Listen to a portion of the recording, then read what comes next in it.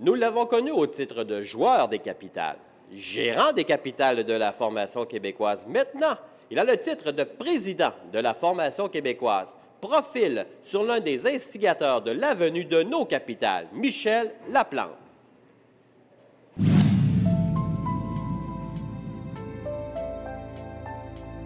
Famille de 4 enfants, 4 gars, à 2 ans d'intervalle. Je suis le troisième d'une famille de 4. Je viens de l'Abitibi. En fait, j'ai grandi dans une ville qui n'existe plus, qui s'appelle Jutel, jusqu'à l'âge de 5-6 ans. C'était une ville minière qui ont détruite dans les années 80 ou quelque chose comme ça. Et je suis déménagé à l'âge de 5 ans à Val-d'Or, où j'ai grandi. J'ai passé mon école primaire, secondaire à Val-d'Or.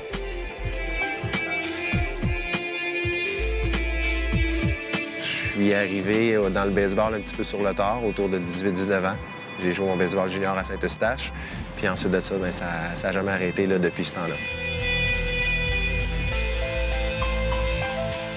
Quand j'étais jeune, je faisais de tout. J'ai fait du cirque à l'âge de 8, 9, 10 ans parce que j'avais une famille très connue qui est près de chez nous, qui est impliquée dans le cirque.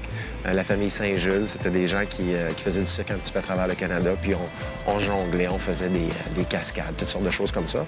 Et je pense que si on regarde aujourd'hui, peut-être que ça a aidé.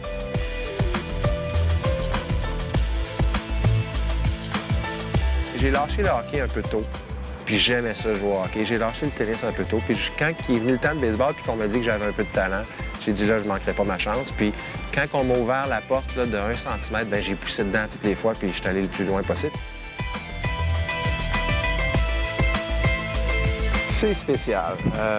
C'est sûr que la journée qu'on est repêché, on se dit, ouais, mais là, je fais quoi? Je m'achète. Moi, c'était par les Pirates de Pittsburgh. J'ai quasiment pris. Je suis quasiment allé sur l'ordinateur pour voir si les maisons à vendre, ça coûtait combien à Pittsburgh. T'sais. On réalise pas qu'il y a 6 étapes à passer. On nous dit pas quand on est repêché qu'il y a seulement un joueur sur 10 qui va atteindre le 2A, qu'il y a seulement un joueur sur 20 qui va se rendre jusqu'à dans les majeurs. On nous dit pas ça. On rentre dans la masse, puis on est convaincu que j'avais besoin de cette chance-là, puis je vais me rendre jusqu'en haut. Ça, je dois dire que ça dure à peu près 7-8 jours. Parce que quand on arrive, moi, j'ai commencé dans le short season, ça veut dire le premier club. J'ai été repêché le 3 juin, donc le 10 juin, tu te reportes à l'équipe. Et que tu vois juste les gabarits des joueurs, que tout le monde lance 90 000 à l'heure, que ça sonne parce que tu reviens les 2 premiers soirs chez vous, puis tu te dis comment je vais faire pour passer à travers ça. Dans le fond, tu es rien qu'à la 6-7e étape, puis on dit que la 6e est beaucoup plus forte, la 5e est beaucoup plus forte, la 4e est beaucoup plus forte, puis chaque niveau, puis les majeurs, c'est très fort. Donc, on se rassoit un peu, on réalise qu'il va y avoir un bon bout de chemin à faire, et puis arrive le premier camp d'entraînement l'année suivante, au printemps, et là, bien, tu découvres des forces, tu recommences à y croire, mais c'est pas facile.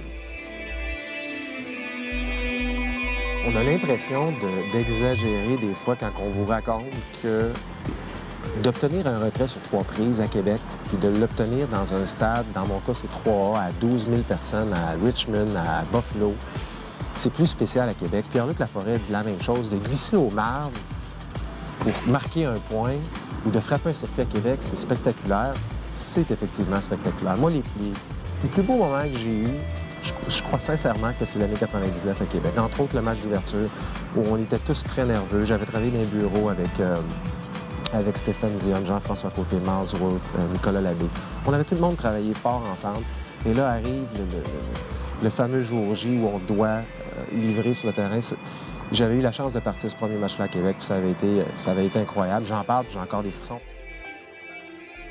Comme coach, c'est pas un travail que je voulais faire au début. Quand Richard Côté, à l'époque, et Miles Wolff m'approchaient en 2005 pour coacher, j'ai jamais souhaité ça. Je me suis jamais fermé les yeux en disant hey, un jour, je vais être coach dans le baseball professionnel. Ça a été une expérience extraordinaire. Relation avec les gens, encore une fois. Puis qu'on m'ait laissé coacher à ma façon. J'avais été assez critique quand même sans le dire publiquement, mais à l'endroit de certains entraîneurs que j'ai eus professionnellement par le passé. Parce que des fois, tu te couches et tu te dis pourquoi on fait les choses de cette façon-là? Puis là, on te donne la chance de faire vraiment les choses comme tu veux. Si j'avais été dans du baseball affilié, Ça n'aurait pas pu fonctionner de même parce qu'il y a une ligne à suivre. Tu dois remettre tes rapports le soir. On te dit c'est quel joueur qui doit jouer. Là, on m'a vraiment donné carte blanche. On a dit fais ce que tu penses qui est le mieux.